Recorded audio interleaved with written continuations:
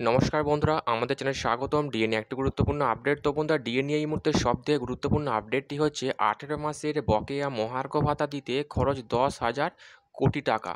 তো বন্ধুরা, ডিএ সংক্রান্ত আপডেটটি নিয়ে আমরা স্টেপ বাই স্টেপ আলোচনা করব। তো অবশ্যই আপনারা ভিডিওটি স্কিপ না করে অবশ্যই পুরোটা দেখবেন।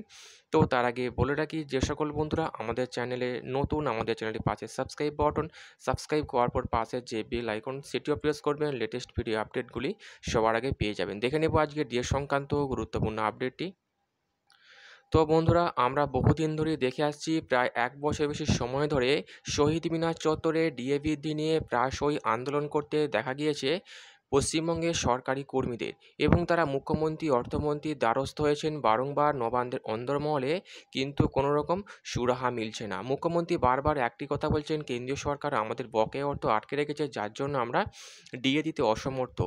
কিন্তু পশ্চিমবঙ্গে ছাড়া বাকি রাজ্যগুলো কেন্দ্রীয় সরকারকে অনুসরণ করে ডিএ পাচ্ছে। তার পরিপ্রেক্ষিতে মুখ্যমন্ত্রী বলছেন, কেন্দ্রীয় সরকারের ক্ষেত্রে ডিএটা বাধ্যতামূলক, রাজ্যের ক্ষেত্রে ডিএটা ঐচ্ছিক বিষয়। কিন্তু এই সমস্ত বক্তব্যকে মানতে নারাজ পশ্চিমবঙ্গের সরকারি কর্মীরা। তাদের একমাত্র লক্ষ্য বা একমাত্র দাবি কেন্দ্রীয় হারে মহার্ঘ ভাতা বৃদ্ধি। তাদের এই দাবি না মানা পর্যন্ত আন্দোলন চলবে, এমনটাই হুঁশিয়ারি দিয়েছেন রাজ্য সরকারকে পশ্চিমবঙ্গের সরকারি কর্মীরা। যেখানে আমরা দেখেছিলাম, কলকাতা হাইকোর্টের তরফ থেকে রাজ্যকে বলা হয়েছিল সমস্ত সরকারি কর্মীদের বকেয়া ডিএ মিটিয়ে দেওয়ার জন্য, কিন্তু সেই রায়কে অগ্রাহ্য করে সুপ্রিম কোর্টের দ্বারস্থ হয়ে রাজ্য, এবং যেখানে ডিএ মামলা দাখিল করে, যে মামলা এখনও পর্যন্ত সুপ্রিম কোর্টের বিচারাধীন, এবং সেই মামলার নিষ্পত্তি না হওয়ায় দিনের পর দিন সেই মামলা পিছিয়ে দেওয়া হচ্ছে। কার মদতে সেটা সরকারি কর্মীরা মনে করছেন এর মধ্যে কোনো রহস্য আছে।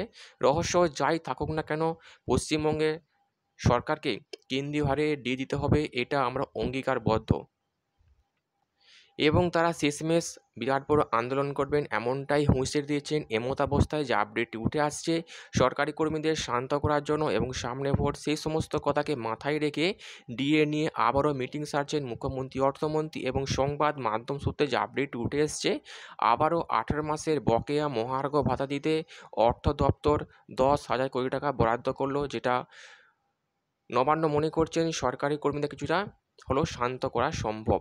তো বন্ধুরা, এই ছিল ডিএ সংক্রান্ত গুরুত্বপূর্ণ আপডেট। কেমন লাগলো কমেন্ট করবেন, লাইক করতে ভুলবেন না।